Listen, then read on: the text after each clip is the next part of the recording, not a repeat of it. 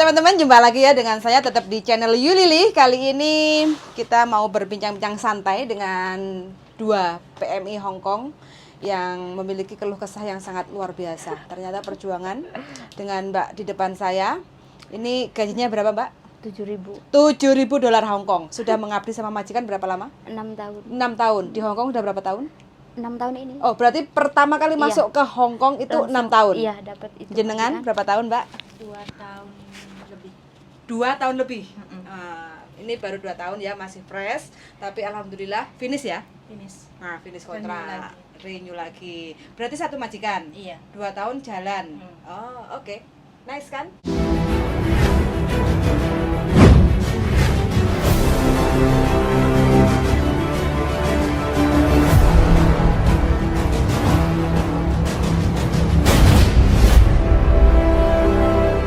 Bagaimana menurut Anda Hong Kong? Dibilang sadu itu cuma tak seindah foto profil. Cuma waktu gajian sadu? Iya.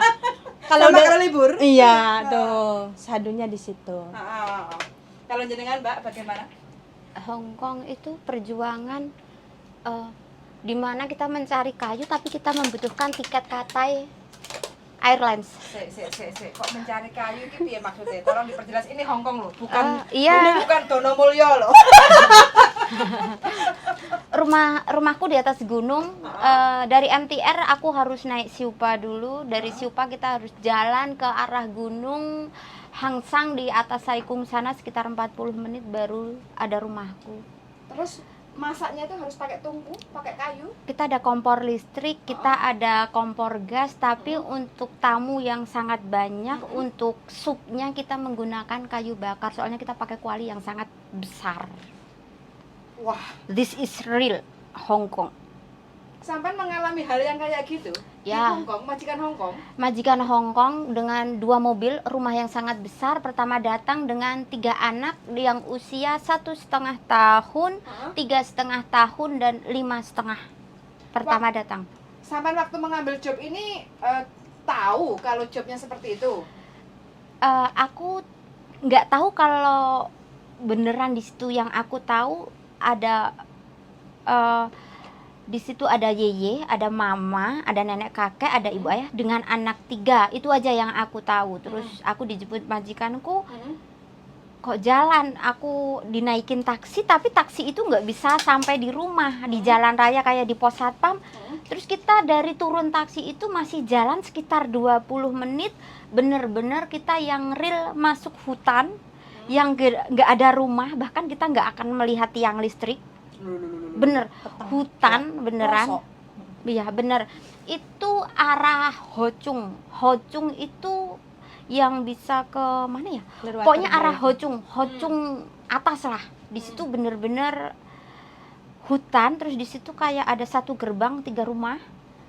Yang 1 orangnya sudah pindah ke Inggris, yang 1 orang Cina. Jadi cuma majikan aku. Setiap malam kita bisa mendengar suara kayak teriakan. Mati lampu juga setiap Sering. angin besar atau hujan kita mati lampu. Aku pernah ditinggal Loy Hang ke Cina juga mati lampu. Ya memang begitu. Sendiri. Itu Hong Kong. Sendiri. Waktu pertama kali nyampe di rumah majikan dengan tahu kondisi situasi rumah majikan yang seperti itu, terus anaknya 3, berarti sekarang tambah lagi 1, total 4 sekarang. Iya. Itu bagaimana perasaan sampean adaptasinya? Pertama datang aku kaget. Rumah gede sampai daun yang jatuh di halaman itu bisa menutup kaki kita. Itu pembantu itu nggak finish 2 tahun, dia cuma 16 bulan. Itu berarti kan nggak disapu itu halaman. Terus aku ditaruh di sebuah rumah kecil ukuran 2,5 meter persegi. Di situ gudang, nggak ada, pokoknya gudang lah, bener-bener kotor. Ya dia langsung ngomong, ini dibersihin ya nanti malam buat tidur kamu.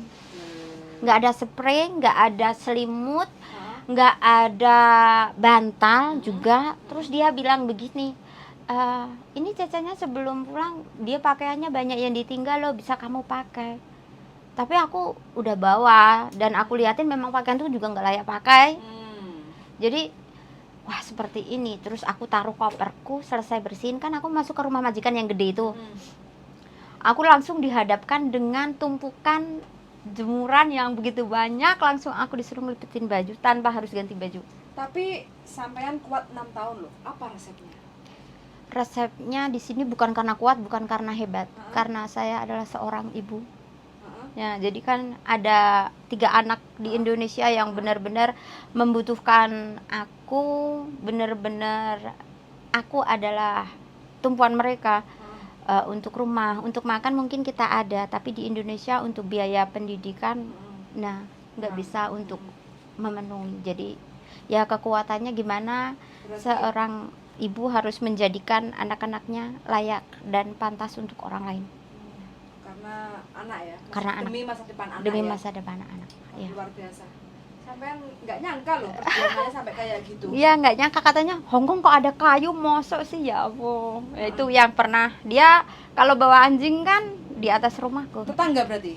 Iya, Tangga. tapi Tahu berarti mbaknya ini nggak hoak ngomongnya enggak lah. tentang kondisi Karena aku majikan. tahu Kalau dia sendiri. lebih ke kayak perumahan Dekat jalan. elit. Kalau Kalau aku dia dekat kan dekat jalan. jalan kayak perumahan elit. Kalau dia banyak. Tapi kalau aku itu Nggak punya tetangga. nggak punya tetangga. Kalau belanja gimana? Itu nanti kita setiap Sabtu ke neneknya yang di daerah Taipu sana. Ah, Kita akan beli stok kayak ayam yang frozen. frozen itu. Nanti kita ada freezer besar satu sama kulkas 2 pintu, kita penuhin semua untuk sayur, untuk apa-apa.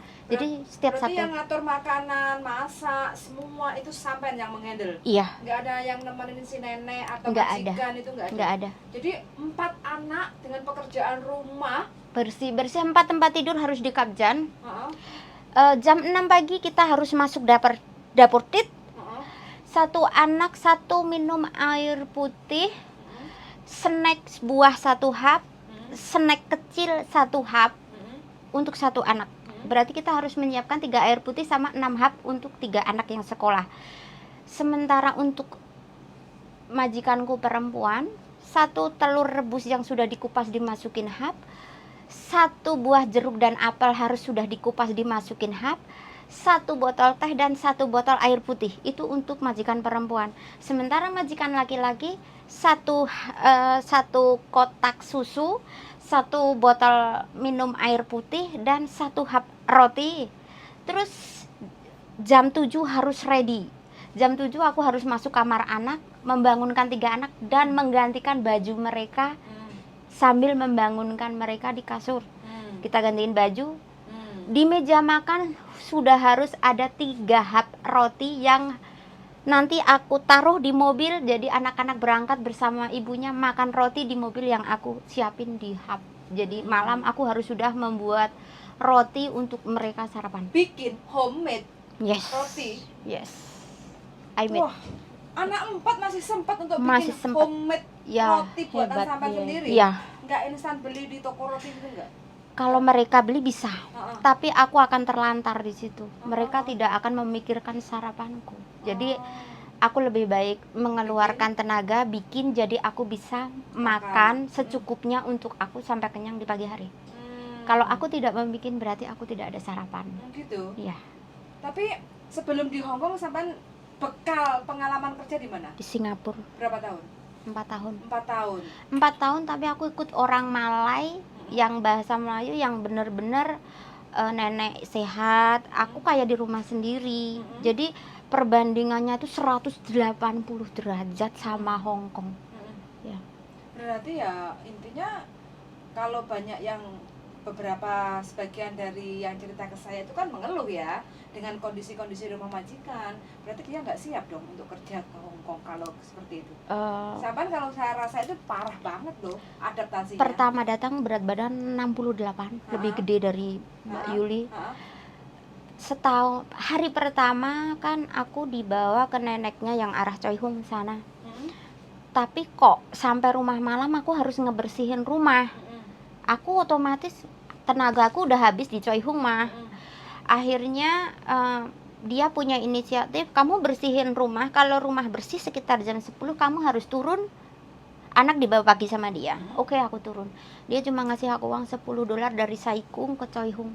Itu pas bener-bener pas untuk ongkos, nggak ada sarapan.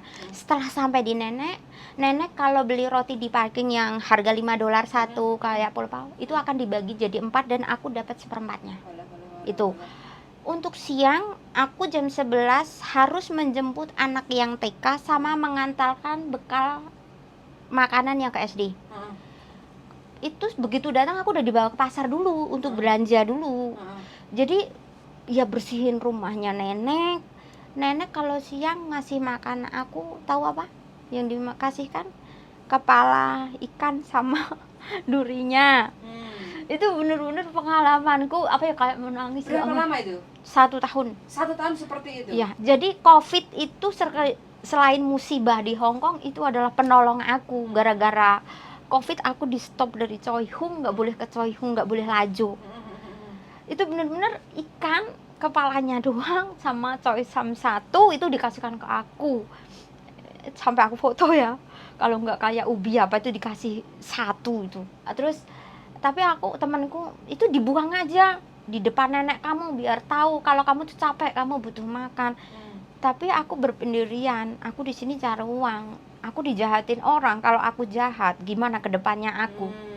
Jadi aku buang, tapi aku jangan sampai nenek tahu. Aku akan mencari plastik, duri dan apa yang nggak aku makan, aku akan masukin ke plastik dan aku akan taruh di tempat sampah yang paling bawah, dimana aku nggak mau menyinggung orang lain dengan ngebuang dia melihat makanan yang aku buang. Jadi aku akan sangat berhati-hati. Aku nggak akan memakannya, tapi aku nggak akan membuangnya dia melihat. Jadi aku benar-benar menjaga perasaan gimana nanti toh semua juga akan ada ya, akan ada imbal baliknya kan. Kalau kita belajar ikhlas enggak sih? Enggak ikhlas. Kita udah capek kerja, kurang istirahat. Apa gimana dengan keluarga? Enggak ada yang ngabarin kayak keluarga. Kita enggak ada yang nanya, aduh kamu makan apa? Gimana kerjaan kamu hari ini? Sama sekali 2 tahun lebih aku nggak pernah mendengarkan kata itu loh. Tapi kok selepas sampai masa sampai kan bertahan karena untuk cari duit untuk Iya. menghidupan anak lah kayak gitu kan. Tapi selepas finish kontrak 2 tahun sama kan ada choice, ada pilihan untuk ganti majikan, cari yang lebih tidak sengsara dari yang sebelumnya kayak gitu. Habis potongan itu kan dulu gaji cuma 4.400 berapa ya? 6 tahun yang lalu. 6 bulan aku di manage waktu kan sama dia, jam 10 harus sampai Choi Hung, kerjaan harus selesai jam segini harus segini. Kamu jam segini tuh udah harus menemani nenek ke pasar. Di situ aku bantah. Saya mau keluar, saya katakan di situ kan. Kenapa? Saya bisa melakukan pekerjaan apa saja, tapi saya tidak bisa untuk di manage waktu sama kamu. Apakah kamu tahu perjalanan dari rumah kamu ke bawah 40 menit harus jalan kaki? Dan bis itu bukan milik saya.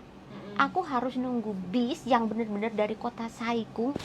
Kalau aku dapat tempat duduk ya aku ada bis, tapi kalau tidak ada ya berarti aku nunggu next. Nah, terus aku bilang terserah kamu mau pakai aku atau enggak. Kamu boleh pekerjakan aku, bahkan kamu boleh nggak kasih makan atau nggak kasih tidur aku. Tapi aku mau kerja yang tertera di kontrak aku. Bisa nggak di situ? Aku mulai berani setelah potonganku habis kan 6 bulan. Terus dia nggak berani. Dia mengajukan ibunya. Dia ngambil ibunya yang dari Junuan. Sebenarnya ada apa kata dia. Nah, dia ngenerjemahkan, soalnya aku nentang dia kan pakai bahasa Inggris waktu itu. Dia ngejelasin begini. Terus akhirnya dia naikin gaji aku langsung jadi 5.500. 5.300 ya, 5.300 lepas potongan. Terus setelah 2 tahun Coklat apa laja? Apa aja? Setelah 2 tahun itu ada pilihan memang antara renew dan tidak di situ. Tapi kembali lagi, terima kasih. Kembali lagi di situ aku ditentangkan antara anak masuk SMA sama ada di mau kuliah. Sepertinya di situ. Nah, itu ada pertentangan uang yang sangat benar-benar aku butuh kan. Terus dia berani bayar aku 6.000. Nah, bukan masalah mata duitan.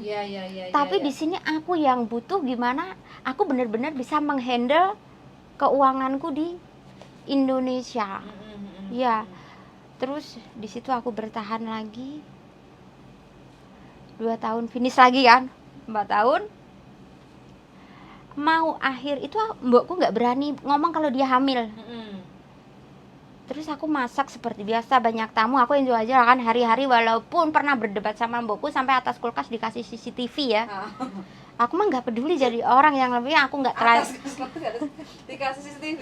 Di atas kulkas dikasih CCTV itu 2 tahun, belum 2 tahun kayaknya tuh aku dilempar di bice gara-gara apa sih itu. Aku pokoknya sudah mulai yang enggak aku suka, aku udah mulai komplain karena di situ aku udah punya prinsip aku bekerja sesuai apa yang kamu instruksikan. Kalau kamu suka silahkan memakai saya, tapi kalau kamu tidak suka silahkan pulangkan saya ke agensi saya. Cuma itu yang aku katakan. Aku orangnya nggak pernah komplain, pernah disuruh bersihin listrik aku kesetrum sampai jatuh juga pernah, semua itu pernah. Pokoknya pahitnya hidup itu apa sih yang di situ bener-bener ya, di tengah hutan sampai apa, semuanya aku disuruh ini itu tak lakuin sampai akhirnya kok perut dia kayak gede kan, aku tuh ngambil apa tuh dia tuh mau bantu begini kan, kaosnya kayak ngeflek gitu kan, mbok tim kan itu kentai ya, dia diem, aku oh tak ya san pipi wo, hah, aku tuh hanya tuh depan itu, haya kata ya ta saya gitu. Aku diam, nggak ada tanya sama dia juga nggak berani ngomong aku, kan dia sudah bingung mungkin ya, ini mau bakalnya 4 anak ini ya. Itu akhirnya mau nggak mau dia naikin lagi 1.000. Maulah, anakku kan kuliah ini, yang ini kuliah tahu sendiri di Indo kan kita buka pintu harus uang, duduk kursi kita harus uang. Nah, di Indo yang jelas di situ. Ya akhirnya bener-bener aku bisa di situ. Bahkan pagi sebelum berangkat libur aku membersihkan rumah semuanya loh. Sampai anaknya mau ke gereja, aku preparein dulu semuanya dari semalam. Nanti pulang pun aku bekerja semua, tak bersihin sampai selimut itu tak lipetin semua. Dari Rapi ujung lah ya. rapi, dia pulang itu udah bakal rapi. Sampai nanti tidurin anaknya jam 11 malam pun tak tidurin kok. Waktu hari libur. Iya, aku nggak pernah, orangnya nggak pernah nanya, nggak pernah protes, nggak pernah apa ya, kok gini atau aku kok nggak dikasih makan, enggak. Ya kalau memang aku ada uang ya aku beli buat makan, kalau enggak ya udah seadanya.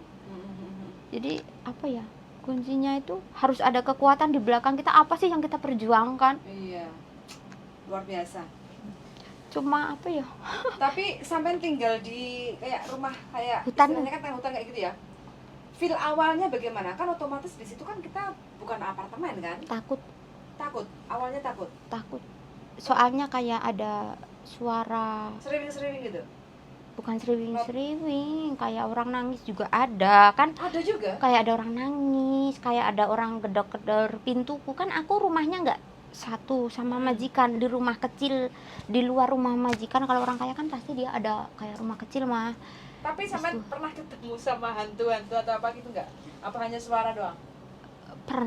Kalau hantu itu lebih ke apa ya, aku di halaman tiba-tiba itu kayak ada bayangan hitam tuh cepet, dan itu bener-bener aku tuh lari seolah-olah dia tuh kayak mau nabrak aku tuh loh.